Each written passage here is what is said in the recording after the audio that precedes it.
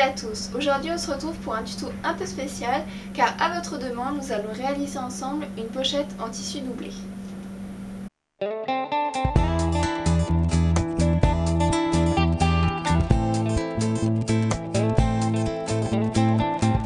Pour les tissus, je vais vous proposer trois options différentes. La première, c'est d'avoir un seul tissu et de découper l'intérieur et l'extérieur dans le même coloris. L'option numéro 2, et d'ailleurs c'est celle que j'ai choisie dans le tuto, c'est de vous proposer d'utiliser un tissu pour l'extérieur et un autre pour l'intérieur. Et l'option numéro 3, là on est sur un camailleux de bleu et de blanc, c'est de prendre 4 rectangles de couleurs différentes, de tissus différents. Voilà. C'est parti, on commence tout de suite avec la liste des fournitures. Une machine à coudre, 2 rectangles de tissu pour l'extérieur, 2 rectangles de tissu pour l'intérieur de 22 cm par 15, une fermeture de 20 cm non détachable, un pied spécial fermeture, une bobine de fil et une canette de la couleur de votre choix, un grand ciseau et quelques épingles. Dans cette première étape, je vais vous montrer comment poser un morceau de ruban sur la face avant de votre pochette. Après, à vous de voir si vous voulez le mettre vertical, horizontal, en travers, voilà, ça c'est à vous de voir. Pour information, je vais en mettre que sur l'avant de la pochette et je l'ai mis à 3 cm du haut de la pochette, voilà. Une fois positionné, il faut l'épingler, puis le coudre. Pour coudre le ruban sur la pochette, j'ai choisi de coudre en zigzag, mais après, libre à vous de prendre un point droit ou un point fantaisie que votre machine fait.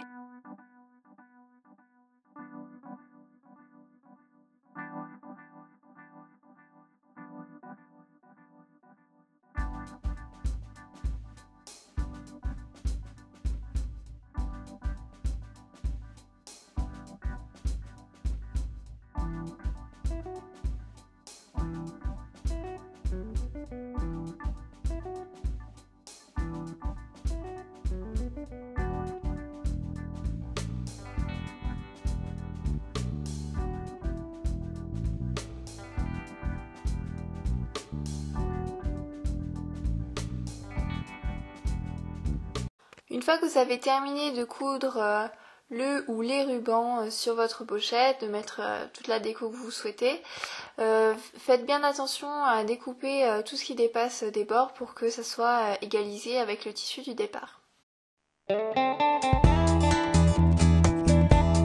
Après avoir vérifié que votre fermeture s'ouvre et se ferme bien, repliez les 4 petits embouts sur eux-mêmes, épinglez-les, puis cousez-les.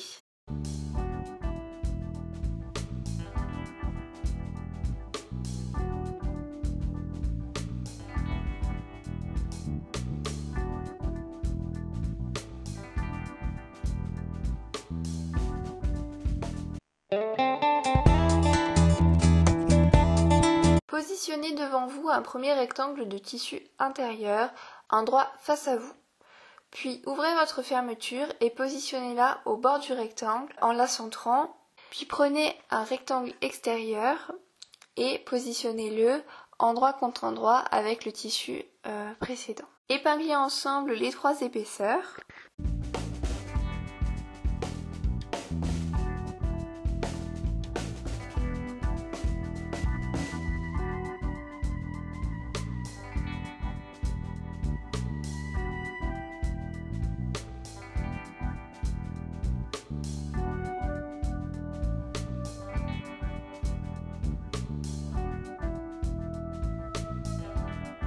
Puis installez le pied à fermeture sur votre machine. Pour cette première couture, l'aiguille doit se trouver à droite du pied.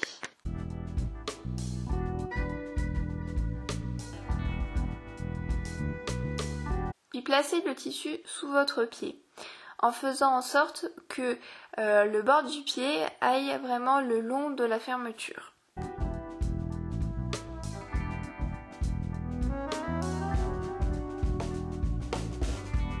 À quelques centimètres de la fin de la couture, arrêtez-vous, plantez l'aiguille dans la matière, relevez le pied et fermez la fermeture éclair sur toute la longueur. Une fois les deux tissus repositionnés autour de la fermeture, rabaissez le pied, puis continuez votre couture jusqu'au bout.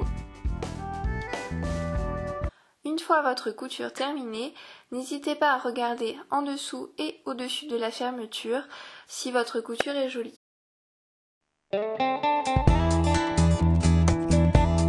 Vous allez répéter la même opération que tout à l'heure, à savoir prendre en sandwich la fermeture ouverte entre le morceau de tissu intérieur et le morceau de tissu extérieur. Il faut que les tissus soient bien endroit contre endroit.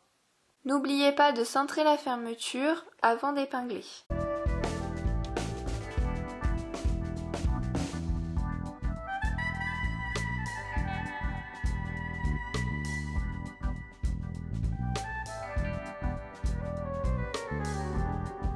Repositionnez votre pied à fermeture de telle façon que l'aiguille soit du côté gauche.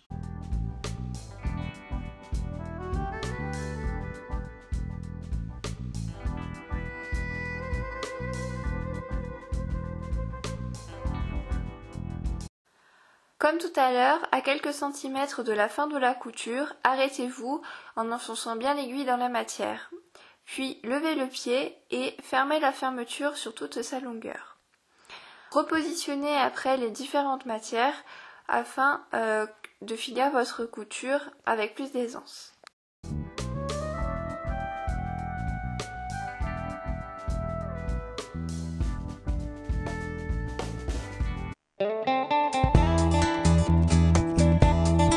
Vérifiez à l'intérieur et à l'extérieur les tissus de part et d'autre de la fermeture.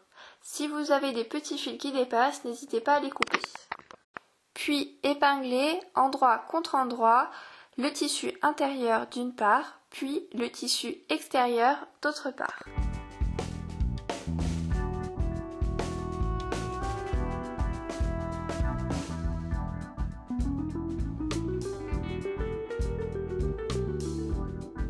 Ouvrez la fermeture à moitié afin de faciliter la couture par la suite.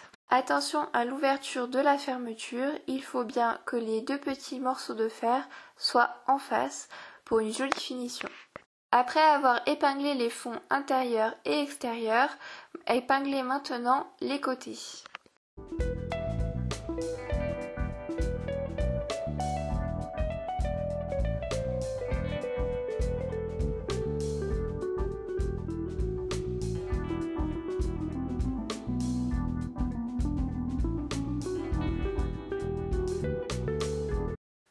Vous allez coudre tout le tour de la pochette en commençant par la partie intérieure. Attention, il va falloir laisser un endroit non cousu, enlevez votre pied à fermeture et repositionnez le normal.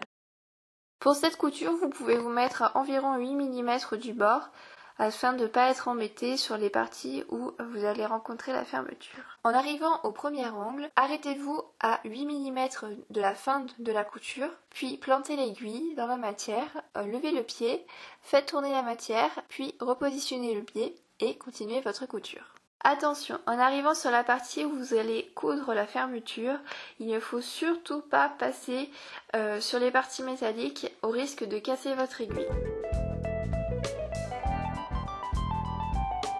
Aux prochains angles, faites la même chose que pour le premier, c'est-à-dire plantez l'aiguille à environ 8 mm de la fin de la couture, puis levez le pied, tournez votre matière, repositionnez le pied et continuez.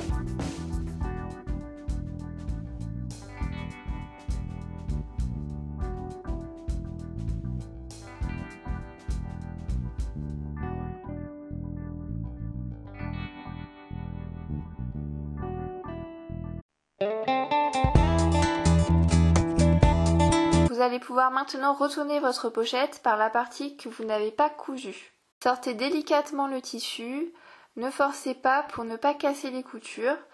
Et voilà, avec délicatesse et un petit peu de temps, vous allez pouvoir retourner facilement votre pochette. Vous pouvez également ouvrir la fermeture et voilà, bien pousser le tissu dans tous les angles.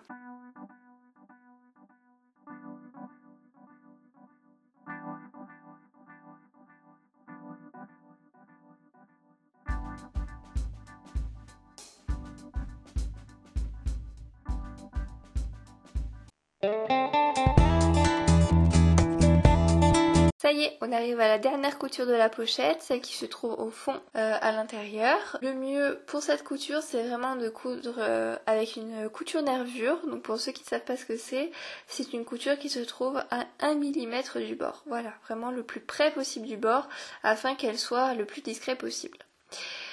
En termes de discrétion, vous pouvez aussi utiliser un fil qui soit vraiment de la même couleur que le tissu, afin qu'elle disparaisse, que cette couture disparaisse totalement, voilà, au fond. Pour cette dernière étape, c'est une étape finition, donc il faut juste retourner votre pochette et vérifier qu'il n'y a pas plein de petits fils qui dépassent de partout, sinon voilà, il faut les couper.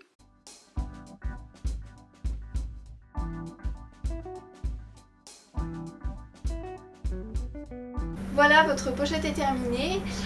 Si vous avez utilisé un tissu qui est un peu fin à l'intérieur, n'hésitez pas à passer un petit coup de fer à repasser pour bien le plaquer, histoire que quand vous utilisez la fermeture, ça ne se coince pas dedans.